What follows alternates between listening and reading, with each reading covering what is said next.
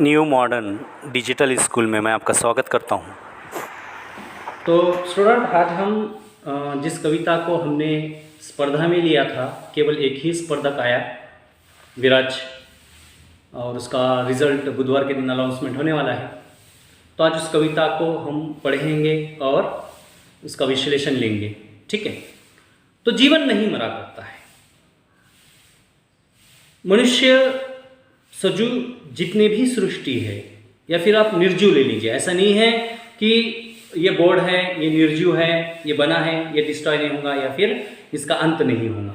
एक समय के बाद ये भी कचरे के डिब्बे में चला जाएगा।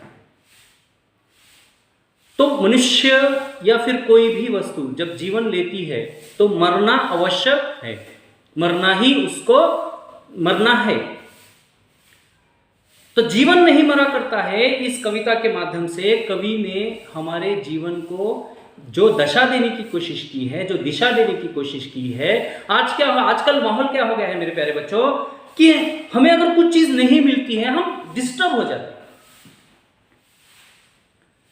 क्यों होता है ये अभी तक समझ में नहीं आया। आज देखो ना, संसार में अब हम देखते हैं एडिसन कौन है ना, बल्ब बनाया था जिसने, प्रोनाउंसिएशन में थोड़ा सा कॉमेडी हुई होगी, उसको एडजस्ट करो। जिसने बल्ब को बनाए थे, प्रश्न था वैज्ञानिकों के सामने कि इलेक्ट्रिसिटी यानी जो करंट होता है वो एक जगह से दूसरी जगह ट्रांसफर कैसे करते हैं। एक जगह से दूसरी जगह हमको ट्रांसफर करना है, क्या करना चाहिए। तब तक एडिसन ने बल्ब बनाना शुरू कर दिया था। कहते हैं 99 बल्ब उसने बनाए, लेकिन 99 के 99 बल्ब जो है वो वेस्ट हो गए, खराब हो गए। उसमें कुछ जान ही नहीं रही, 99 की 99। मेरे जैसा अगर कोई व्यक्ति है, एक चीज बनाता है और वो खराब होती है तो क्या करता है, उठाता, छोड़ो भाई मुझे नहीं करना। 99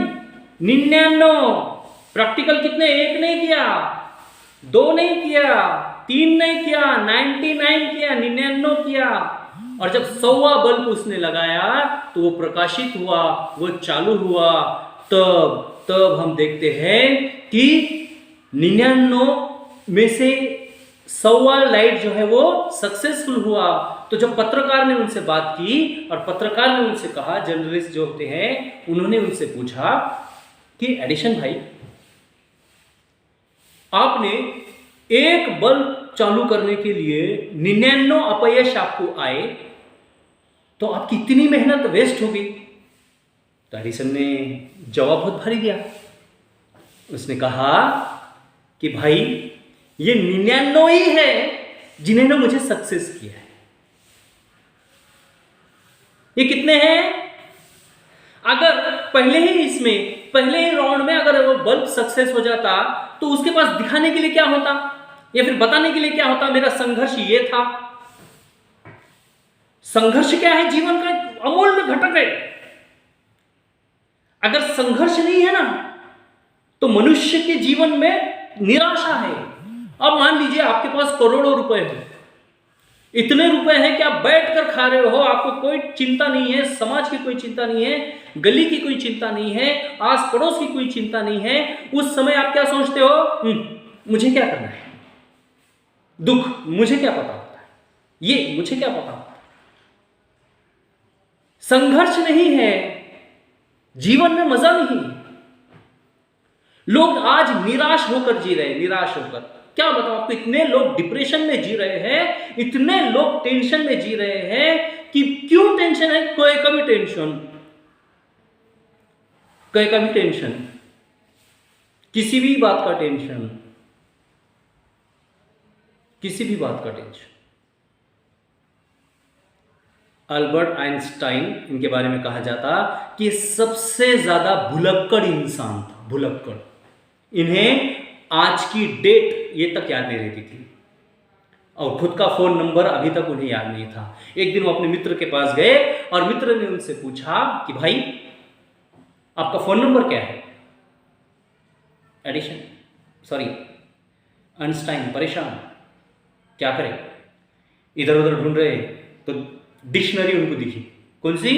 कॉल फोन की डिक्शनरी उठाई और अपना नंबर सर्च करने लगे। तो उनका जो मित्र था वो हंसने लगा, रहे ये साइंटिस्ट है, इतना माइंडेड है, इसी को अपना खुद का फोन नंबर याद नहीं।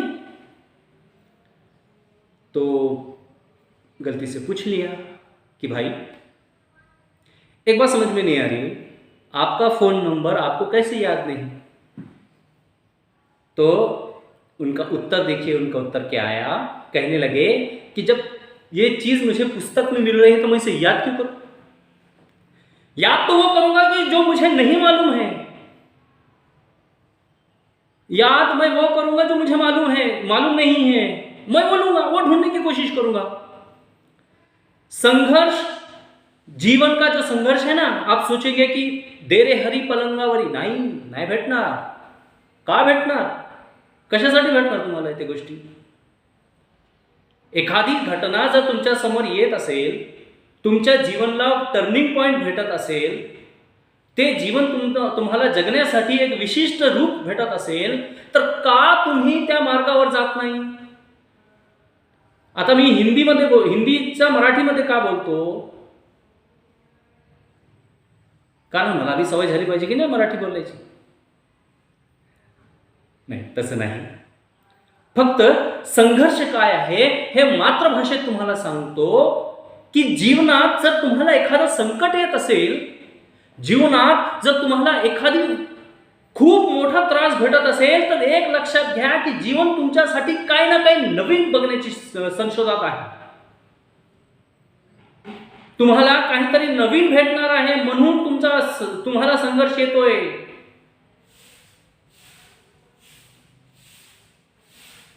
गड आला पण सिंह गेला, ती घटना मी तुम्हाला सांगतो. तुम्हाला माहित आहे पण तरी माझ्या पद्धतीने ऐका. जब शिवाजी महाराज ने तानाजी को बुलाया और कहा कि ये गढ़ हमें चाहिए, तो तानाजी ने कहा कि ठीक है, मैं ये गढ़ लेकर आता हूं. बच्चे की शादी छोड़कर वो लड़ने चले गए. जैसे लड़ते लड़ते तानाजी जो है स्वर्गवास हुआ तानाजी का, तो जो मावले थे वो भागने लगे. तो उनका जो तानाजी का भाई था मंसूरे, वो आए और उन्होंने सबसे पहले क्या किया कि जो उतरने के लिए जो रस्सियां थी वो रस्सी काट दी.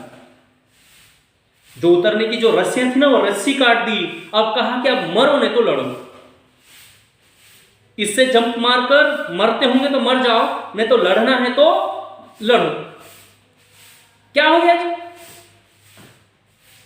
जब जिंदगी में आयुष्यात जर तुम्ही मागे जाण्याचे मार्ग जर बघितले नाही तर तुम्ही आयुष्यात पुढे जाणार नाही. जिंदगी में अगर आपने पीछे देखने के रास्ते अगर बदल दिए ना, तो आपको प्रगति करने से कोई नहीं रोक सकता, आपकी डेवलपमेंट होने से कोई नहीं रोक सकता. लेकिन ये चीजें कब आएंगी? ये चीजें आपको सोचने पर आएंगी, विचार करने पर आएंगी, और कुछ बनने की विचार अगर तुमने ठान ली है तब ये सोच आपके सामने आएंगी. जीवन सहज नहीं है. आप लोगों को लगता होगा कि जीवन क्या है, जन्म लिया, केजी में एडमिशन ले लिया, पहली में एडमिशन हो गया, 10वीं तक पास हो गए, 11वीं 12वीं, फिर उसके बाद एमबीबीएस किया, उसके बाद इंजीनियरिंग की, उसके बाद फलान नौकरी मिल गई, नौकरी मिलने के बाद बहुत आलीशान बंगला बना दिया, शादी हो गई, बच्चे हैं, घर है, प्लॉट है, गाड़ियां हैं, ये सब चीजें हैं, हो गई हमारी जिंदगी. नहीं, ये तो स्टेटस है.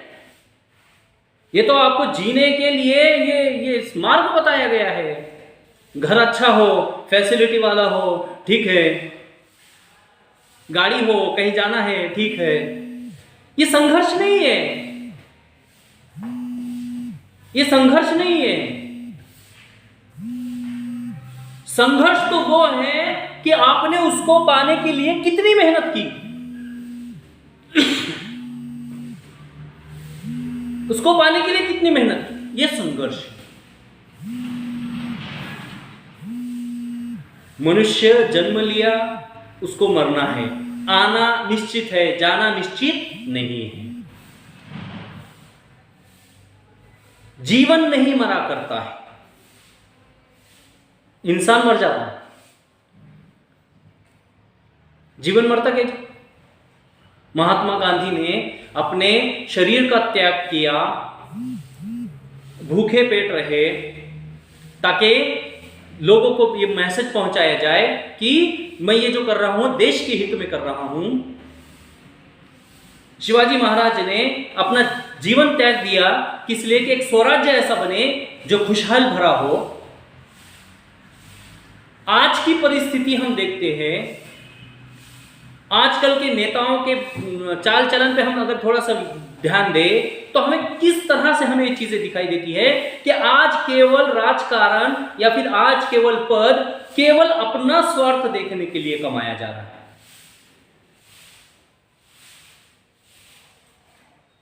मरावे तरी कीर्ति रुपये उड़ावे, कीर्ति उड़ावी।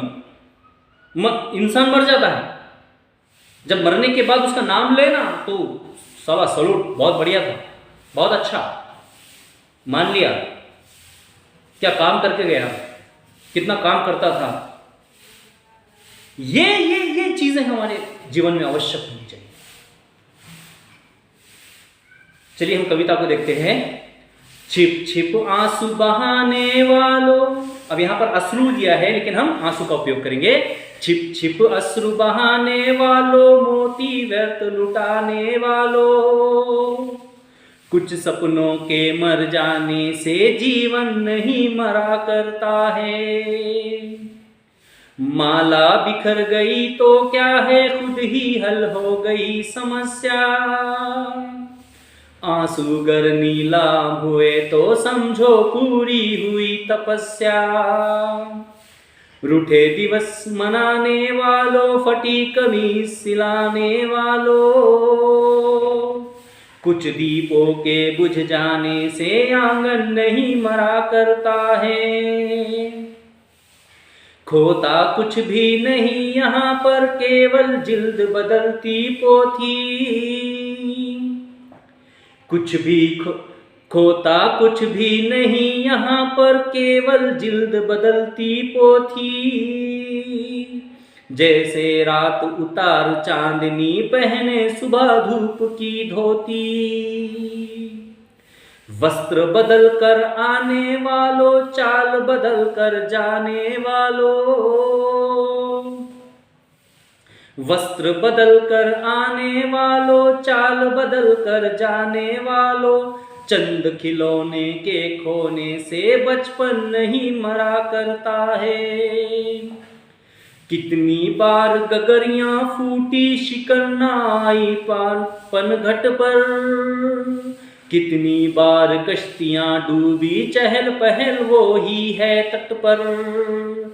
तम की उम्र बढ़ाने वालों, लो की आयु घटाने वालों, लाख करे पतझर कोशिश पर उपवन नहीं मरा करता है।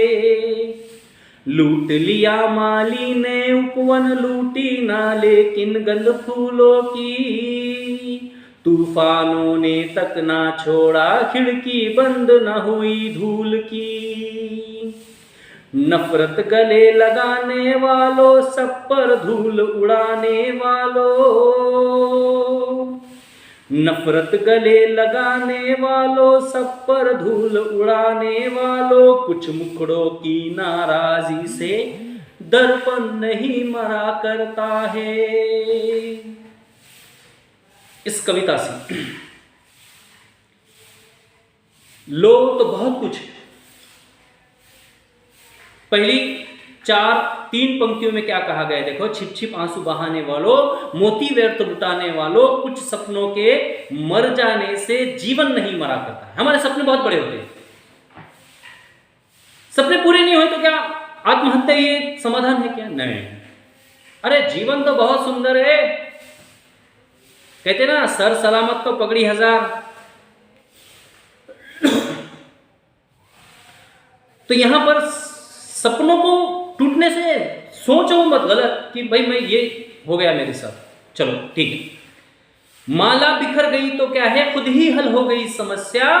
आंसू गर नीलाम हुए तो समझो पूरी हुई तपस्या। संघर्ष में जीवन होता है ना, अगर संघर्ष में जीवन नहीं है ना तो हम क्या कहते हैं, हाँ कुछ भला नहीं है, कुछ नहीं हो सकता है। और संसार में ना संघर्ष बहुत जरूरी है। एक बार रतन टाटा ने एक कंपनी खरीदी और कंपनी खरीदने के बाद वो कंपनी को लॉस हुआ। लॉस इतना डेंजर था, लॉस इतना भयानक था कि रतन टाटा रोड पर आ गए थे, यानी घर बार जायदाद सब नीलाम हो गई। तो लोगों ने कहा, रतन जी आपने इन्वेस्टमेंट ही गलत जगह पर लगाई। तो रतन टाटा का जवाब सुनना, रतन टाटा कहते हैं मैं रिस्क लेता हूं, अंजाम की फिक्र बाद में करता हूं। मैं काम कर देता हूं, फिक्र कब करता हूं, बाद में, अभी नहीं। जीवन यही है मेरे प्यारे बच्चों, जीवन यही है। अरे करते जाओ काम, देखते हैं बाद में क्या होता है। समस्याएं आती रहेंगी, आने वाली है, नहीं आने वाली ऐसा है क्या, आने वाली है, 100% आने वाली है।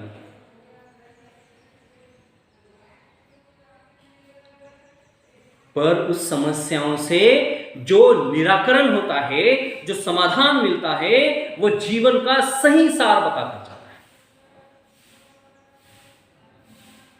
जीवन क्या है, जीवन की कौन सी अपेक्षा है, जीवन का माध्यम कौन सा है, जीवन क्या है, ये सब दिखाने का काम किया जाता है।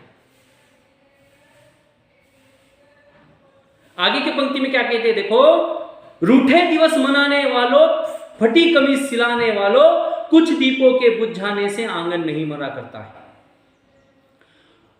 कुछ टेंशन आ गया तो हम घर पर बैठ जाते हैं, टेंशन ले लेते हैं, सब चीजें कर लेते हैं। अरे टेंशन नहीं लेने का, ये रूठे दिवस क्यों मनाने के। एक चिराग अगर बुझ जाए तो क्या हम अंधेरे में दूसरा चिराग नहीं जला सकते। आगे देखिए क्या कहते हैं, खोता कुछ भी नहीं यहां पर, केवल जिल्द बदलती पोथी, जैसे रात उतार चांदनी, पहने सुबह धूप की धोती। जिस तरह हम पोथी का कवर बदलते हैं, पोथी बदलते हैं जी, पोथी का कवर बदलते हैं, जीवन यही है। फिर कह रहे हैं कि जैसे रात उतार चांदनी, यानी चांदनी का जो कपड़े हैं हम उतार देते हैं, सुबह धूप आती है, धूप की धोती पहन। आगे देखिए क्या कहते हैं, वस्त्र बदल कर आने वालों, चाल बदल कर जाने वालों, चंद खिलौने के खोने से बचपन नहीं मरा करता है। चंद खिलौने के खोने से बचपन नहीं मरा करता है। लोग क्या करते हैं, वस्त्र बदलने का अर्थ यहां पर ये हम ले सकते हैं कि लोग अपनी विचार बदलते रहते हैं, लोग अपनी सोच बदलते रहते हैं। ये इसके पास ऐसा बोलेंगे, उसके पास ऐसा बोलेंगे, तो इसके वजह से बचपन नहीं मरता। खिलौने टूटने से हम रूठते हैं कि बचपन मर जाता है क्या अपना, हम अब बचे नहीं है, बड़े हो गए, ऐसा होता है कि कुछ नहीं, हम दूसरा खिलौना लाते हैं। कितनी बार गगरिया फूटी, शिकन आई पन घट पर, कितनी बार कश्तियां डूबी, चहल पहल हो रही है तट पर। पानी लाने के लिए आप मटके से ला रहे हो, मटका गिर गया,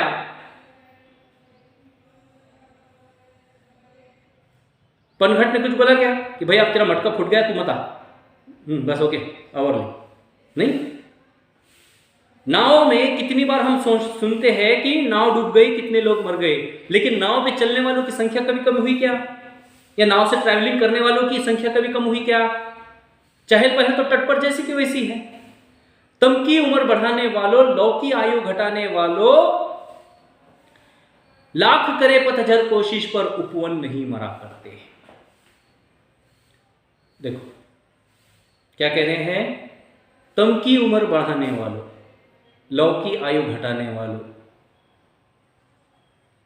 यानी शरीर की उम्र हम बढ़ाने की कोशिश करते हैं लेकिन लौ की आयु घटाते हैं, तो कुछ लाख पतझर करे लाख कोशिश, यानी ये जो संकटें हैं बहुत कोशिश करेंगी लेकिन हमारा कुछ नहीं बिगाड़ सकती। लूट लिया माली ने उपवन, लूटी ना लेकिन गंध फूलों की, तूफानों ने तक ना छोड़ा, खिड़की बंद ना हुई धूल की। मान लीजिए माली ने पूरा बाग जो है लूट लिया, तोड़ दिया, खराब कर दिया, लेकिन उसको लगे हुए फूलों की सुगंध ले सकता क्या हो? उसको लगे हुए फूलों की सुगंध उन्हें प्राप्त कर सकता है क्या? आगे देखिए क्या कहते हैं, नफरत गले लगाने वालों, सब पर धूल उड़ाने वालों, कुछ मुखड़ों की नाराजी से दर्पण नहीं मना करता है। तूफान आता है, हम खिड़की बंद कर, दरवाजा बंद कर देते, लेकिन धूल हमारे घर में आती ही है।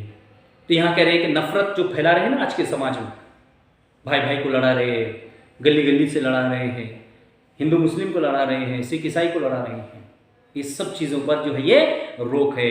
और इनके नाराजी से, दर्पण ने सोचा कि आज तुम बहुत नाराज है, दर्पण तुमसे नाराज हुआ कि दर्पण तो वही बताता है जो उसके अंदर सही है। यहाँ पर हमारा सिलेबस खत्म होता है। मैं प्रैक्टिकल के बारे में कल बात करूंगा, इसलिए घर पे रहिए, सुरक्षित रहिए।